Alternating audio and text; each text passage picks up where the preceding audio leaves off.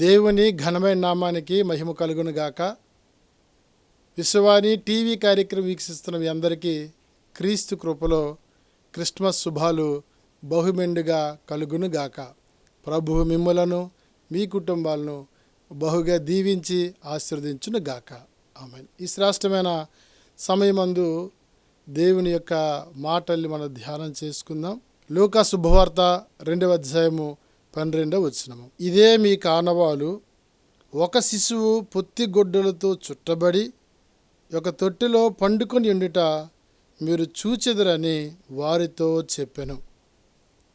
ఈ మాటలు మనం ధ్యానిస్తున్నప్పుడు లోకరక్షకుడైన యేసు క్రీస్తు వారు సర్వమానవాళి యొక్క విమోచన క్రయధనముగా ఈ లోకానికి శరీరధారిగా జన్మించే సుదినాల్ని మనం తలంచుకునేటప్పుడు ఈ శ్రేష్టమైన మాటలు ఉన్నటువంటి ఆంతర్యాన్ని మనం చూడగలుగుతూ ఉంటాం. నేటి క్రిస్మస్ సుదిన ఉన్నటువంటి మనకు ప్రభు ఇచ్చినటువంటి సందేశము పొత్తి గుడ్డల యొక్క ప్రత్యేకత. ఈ మాటని మనము ధ్యానం చేసుకుందాం. పొత్తి గుడ్డలకు ఉన్నటువంటి ప్రత్యేకతను మన వాక్యానుసారంగా గమనించగలుగుతూ ఉంటాం. గొర్రెల కాపరులకు దేవుడు దేవదూతలతో ఇచ్చినటువంటి ఈ సందేశాన్ని మనం అర్థం చేసుకోగలిగినప్పుడు ఓ శ్రేష్టమైన పాఠాన్ని మనము చూడగలుగుతూ ఉంటాం. వాక్య భాగాన్ని మనం గమనించినప్పుడు లూకా శుభవార్త 2వ అధ్యాయము 7 నుండి 14 వచనాల్లో ఈ శ్రేష్టమైన మాటల్ని మనము చూడగలుగుతూ ఉంటాం. ఆ దేశమందు కొంతమంది గొర్రెల కాపరులకు దేవుడు వారికి ఇచ్చినటువంటి ఒక శ్రేష్టమైన సందేశంగా మనం చూడగలుగుతూ ఉంటాం. ఈ గొర్రెల కాపరుల విషయంలో మనం గమనించగలుగుతూ ఉండేటప్పుడు సాధారణంగా ఈ గొర్రెల కాపరులను చదువు లేని వారనో చాలామంది చెప్పగా మనం విని ఉంటాం. ఈ గొర్రెల కాపరుల కొరకు విలియం బార్గ్లే అనేటువంటి దైవజనుడు తన కామెంటరీలో ఓ శ్రేష్టమైన మాటను రాయటము చూడగలిగితే చాలా ఆశ్చర్యాన్ని కలిగించే విషయాన్ని మనం చూస్తూ ఉంటాం. వీరు సాధారణమైనటువంటి గొర్రెల కాపరులు కాదని, పాలస్తీనా దేశంలో ఎంతోమంది గొర్రెల కాపరులు ఉంటే ఉండును గాక, కానీ ఈ గొర్రెల కాపరులు ప్రత్యేకించబడిన వారని వ్యాఖ్యానంలో మనం చూడగలుగుతూ ఉంటాం. వాస్తవానికి ఈ గొర్రెల కాపరుల కొరకు మనము ఆలోచన చేస్తే వీరు దేవాలయంలో దేవునికి ప్రత్యేకించి అర్పించినటువంటి అర్పణను సంరక్షించే గొర్రెల కాపరులుగా మనం చూడగలుగుతూ ఉంటాం.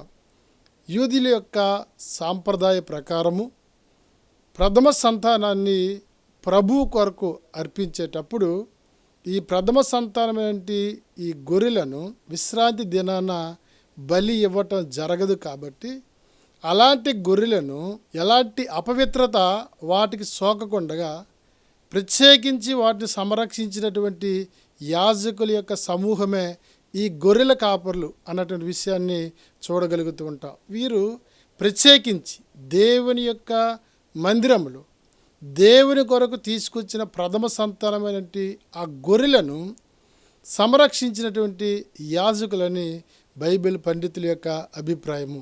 కాబట్టి వీరికి తెలిసినటువంటి ఈ విషయాన్ని మనం గమనించినప్పుడు పాలస్తీనా దేశంలో ప్రథమ సంతానమైనటువంటి గొర్రె ప్రసవించినప్పుడు ఆ దేశంలో కాపర్లకి ఒక ఆడవాళ్ళు చాలా స్పష్టంగా తెలిసినదే.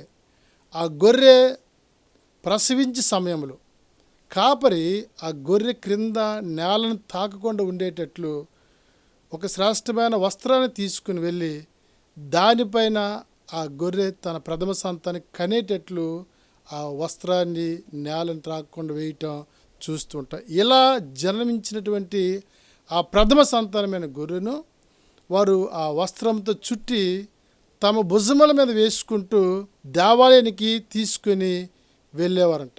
ఈ మాటల్ని మనం గమనిస్తున్నప్పుడు ఇలా ప్రథమ సంతానమైనటువంటి ఈ గొర్రె పిల్లను వస్త్రంతో చుట్టి భుజముల మీద తీసుకుని వెళ్ళేటప్పుడు ఆ పట్టణంలో ఉన్న ప్రజలందరికీ తెలుసు, ఇది ఎవరిదో ప్రథమ సంతానము, ఇది దేవుని కొరకు బలిగా అర్పించవలసినటువంటి సంతానము.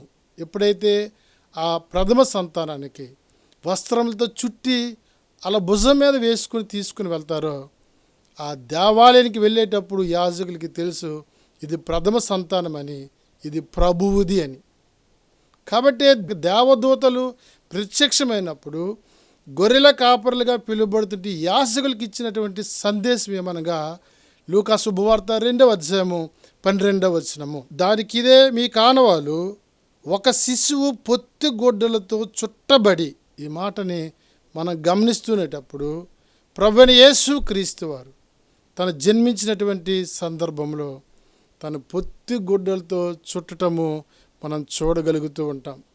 ఈ మాటల్లో ఉన్నటువంటి ఈ శ్రేష్టమైన అర్థాన్ని మనం గమనించినప్పుడు పాలస్తీనా దేశంలో ప్రథమ సంతానమైన గొర్రె దేవునిదని ఏ రీతిగా గ్రహించి ఇచ్చారో, సర్వ మానవాళి యొక్క పాప విమోచన క్రైదనముగా యోహాను ఇచ్చినటువంటి సాక్ష్యాన్ని మనం చూడగలుగుతూ ఉంటాం. యోహాను సువార్త 1వ అధ్యాయము 29వ వచనము.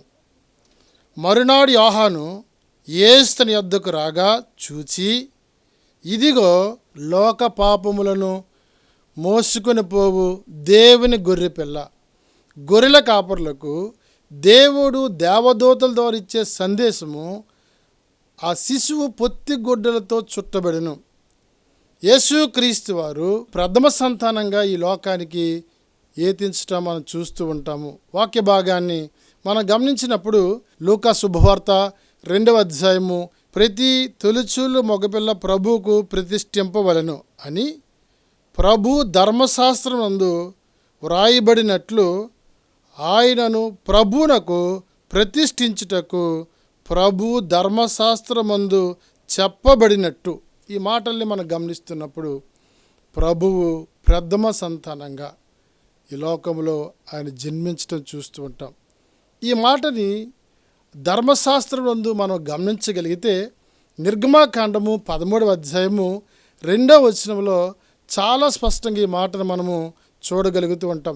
ఇశ్రాయేలీలతో మనుషుల యొక్కయు పశువుల యొక్కయు ప్రథమ సంతతి అనగా ప్రతి తొలిచూలు పిల్లను నాకు ప్రతిష్ఠించుము, అది నాదని చెప్పెను. ప్రతి తొలిచూలు సంతానము ప్రభువుది. ఈ విషయాల యొక్క అర్థాన్ని మనం గ్రహించగలిగితే సర్వ మానవాళి కొరకు క్రీస్తు శరీరధారిగా ప్రథమ సంతానంగా జన్మించారు. ప్రథమ సంతానము ప్రభువుది. ప్రథమ సంతానము ప్రభు యొక్క బలికి అర్పణకు ఇష్టమైనటువంటి సంతానం, అనగా సమర్పణ త్యాగాన్ని మనం చూడగలుగుతూ ఉంటాం. క్రీస్తు లోక పాపములు మోసుకొని పోవు దేవుని గొర్రెపిల్లగా ఈ లోకంలో జన్మించాడు అన్నటువంటి ఈ ఆనవాళ్ళతో కూడినటువంటి సందేశాన్ని దేవదూతలు ఆనాటి యాజకులైన గొర్రెల కాపరులకు అందించటం మనం చూడగలుగుతూ ఉంటాం. పొత్తిగుడ్డలతో చుట్టబడినటువంటి ఆ గొర్రె పిల్లను ప్రభు సన్నిధానికి తీసుకుని వచ్చినట్లు ప్రభువైన యేసు క్రీస్తు వారు మన కొరకు ఈ లోకంలో తను రక్షణ వస్త్రాలు మనకివ్వటానికి తన లోకములో దరిద్రుడిగా జన్మించారు. తను ధనవంతుడై ఉండి మనలను ధనవంతులుగా చేయటానికి తను దరిద్రుడిగా ఈ లోకంలో జన్మించటం మనం చూస్తూ ఉంటాము. మనకు రక్షణ వస్త్రాల్ని దయచేయటానికి ఆయన పొత్తి గుడ్డలతో చుట్టబట్టం మనం చూడగలుగుతూ ఉంటాం. ఇదే మీ కానవాలు. ఒక శిశువు పొత్తి గుడ్డలతో చుట్టబడి సత్రములో స్థలము లేనందున పశువుల తొట్టిలో పరుండి ఉండుట మీరు చూచెదరు. ఈ మాటలు ప్రభు యొక్క దీనత్వాన్ని, ప్రభు యొక్క సమర్పణ జీవితాన్ని, ప్రభు యొక్క త్యాగాన్ని మనం చూడగలుగుతూ ఉంటాం. మహాగణుడు, మహోన్నతుడు, సర్వాధికారి అయిన దేవుడు మన కొరకు రిక్తుడిగా ఈ లోకానికి రావటము ఎంత గొప్ప విషయము. మన హృదయంలో ప్రభువుకు చోటు ఇవ్వగలిగితే ఆయన జననము సర్వమానవాళికి రక్షణ సువార్తను, రక్షణ భాగ్యాన్ని అందించటం మనం చూస్తుంటే, ఇదిగో ప్రజలందరికీ కలుగుబో మహా సంతోషకరమైన సువర్తమానము, నేడు రక్షకుడు మీ కొరకు పుట్టి ఉన్నాడు. ఈ మాటల్ని అర్థం చేసుకోలేదు. నేడు రక్షకుడు బెత్లెహేములో కాదు, విశ్వసించిన ప్రతి హృదయాల్లో ఆయన జన్మించటానికి ఇష్టపడే దేవుడు. మనకి తన రక్షణ వస్త్రాన్ని ఇవ్వటానికి క్రీస్తు ఈ లోకంలో పొత్తి గుడ్డలతో చుట్టబడటం మనం చూడగలుగుతూ ఉంటాం. ఈ సందేశాన్ని విన్నటువంటి గొర్రెల కాపరులు వారు ప్రభువుని దర్శించడానికి వెళ్ళారు. ప్రభువుని దర్శించి దేవదూతలు ఏ విషయాలైతే వారికి బోధించారో వాటన్నింటినీ ప్రచురించటము చూడగలుగుతూ ఉంటాం. పొత్తి గుడ్డల యొక్క ప్రత్యేకతను గ్రహించినటువంటి ఆ క్రీస్తు యొక్క ప్రేమను తెలుసుకున్న గొర్రెల కాపరులు వారు తిలకించినటువంటి సన్నివేశం చూసినప్పుడు సర్వమానవాళికి ఇచ్చినటువంటి శ్రేష్టమైనటువంటి సందేశము. మరియా ఈ మాటలను తమ హృదయములో భద్రము చేసుకునెను. ప్రభువైన యేసు క్రీస్తు వారి యొక్క జననములో ఉన్నటువంటి ఆ గొప్పతనము. గొర్రెల కాపర్లు అంటే యాజకులు ఎంతో ధైర్యముతో సర్వమానవాళికి వారు ప్రకటన చేయటము మనం చూడగలుగుతుంటాం. లూకా శుభవార్త 2వ అధ్యాయాన్ని మనం పరిశీలించినప్పుడు ఈ శ్రేష్టమైన మాటను మనం చూస్తూ ఉంటాం. 17వ వచనము మనం చూడగలిగితే, వారు చూచి ఈ శిశువును గూర్చి తమకు చెప్పబడిన మాటలు ప్రచురము చేసిరి. ఆయన లోక పాపములు మోసుకుని పోవు దేవుని గొర్రెపిల్లని, సర్వమానవాళి యొక్క విమోచన క్రయధనముగా ఈ లోకంలో జన్మించాడని ఈ మాటలు ఎలుగెత్తి ఆనాడు ఆ గొర్రెల కాపర్లు ప్రచురించడం మనం చూస్తూ ఉంటాం. మొట్టమొదట ఈ సువార్తను మానవాళికి అందించినటువంటి ఈ శ్రేష్టమైనటువంటి గొర్రెల కాపర్లు ఎంత ధన్యులు. వారు ఏదైతే విన్నారో, ఏ మాటలైతే వారు గ్రహించారో వాటిని ధైర్యంతో ఆ దేశమందంతటా వారు ప్రచురించటం మనం చూడగలుగుతూ ఉంటాం. ఎన్నో క్రిస్మస్లు, ఎన్నో శ్రేష్టమైన సందేశాలు వింటున్న మన జీవితంలో ఇలా క్రీస్తు ప్రేమ సువార్తను మనం ప్రచురిస్తున్నామా? పొత్తి గుడ్డల్లో పుట్టడానికి ఇష్టపడిన క్రీస్తును, రక్షణ వస్త్రాల్ని మనకు అనుగ్రహించిన క్రీస్తు యొక్క ప్రేమ సువార్తను మనము ప్రకటించగలుగుతున్నామా? ప్రకటించగలిగితే ఎంత ఆశీర్వాదమో. ఈ క్రిస్మస్ సుదినాల్లో క్రీస్తు ప్రేమ సువార్తను ప్రకటన చేయడానికి ఇవి శ్రేష్టమైనటువంటి సుదినాలు. ఇంకా సువార్త అందినటువంటి గ్రామాలు ఎన్నో ఉన్నాయి. క్రీస్తు యొక్క ప్రేమని నోచుకొని గ్రామాలు మరెన్నో గ్రామాలు ఆంధ్ర రాష్ట్రంలో 8,000 గ్రామాలు మనం చూడగలుగుతున్నాం. గొర్రెల కాపర్లకున్న తెగువ, గొర్రెల కాపర్లో ఉన్నటువంటి ఆ త్యాగము, గొర్రెల కాపర్లో ఉన్నటువంటి ఆ ధైర్యము విన్నవి విన్నట్లుగా మనం ప్రకటించగలిగినప్పుడు లేక ప్రచురించగలిగినప్పుడు ఎన్నో కుటుంబాలు ఆశీర్వాదానికి వారసులుగా మార్చబడటం మనం చూడగలుగుతూ ఉన్నాం. మొదటిగా వారు ప్రభు ఇచ్చినటువంటి సందేశాన్ని విన్నారు. అంత మాత్రమే కాదు, వారు ధైర్యంతో క్రీస్తు సువార్తను విన్న మాటలు విన్నట్లు, చూసిన వాటిని చూసినట్లు ఆ సందేశాన్ని ఆ దేశమందంతటా వారు ప్రకటించటం చూడగలిగాము. మన జీవితాల్లో ఈ శ్రేష్టమైన సుదినాల్లో క్రీస్తు సువార్తను మనం ప్రకటించగలుగుతున్నామా? క్రీస్తు మాటల్ని మన హృదయంలో భద్రపరుచుకుంటున్నామా? ఒకవేళ రక్షించబడి ఎన్ని సంవత్సరాలు అయ్యిందో, ఎన్ని క్రిస్మస్ ఆరాధనలకు మనం అటెండ్ అయ్యామో, ఒక్కసారైనా సువార్త అందని గ్రామాల వైపు మన దృష్టి మళ్లించగలిగామా? మాతో రండి. ఎన్నో కుటుంబాలు క్రీస్తు యొక్క జనన మరణ పునరుద్ధానాలు గుర్తెరగక ఇంకా లోకములో కొట్టిమిట్టాడుతున్నటువంటి పరిస్థితులు ఉన్నాయి. ఈరోజు మా దర్శనం మనం గమనించగలిగితే సువార్త అందనటువంటి గ్రామాలు విజన్ 2030 నాటికి 1,00,000 గ్రామాలని చేరుకోవాలని.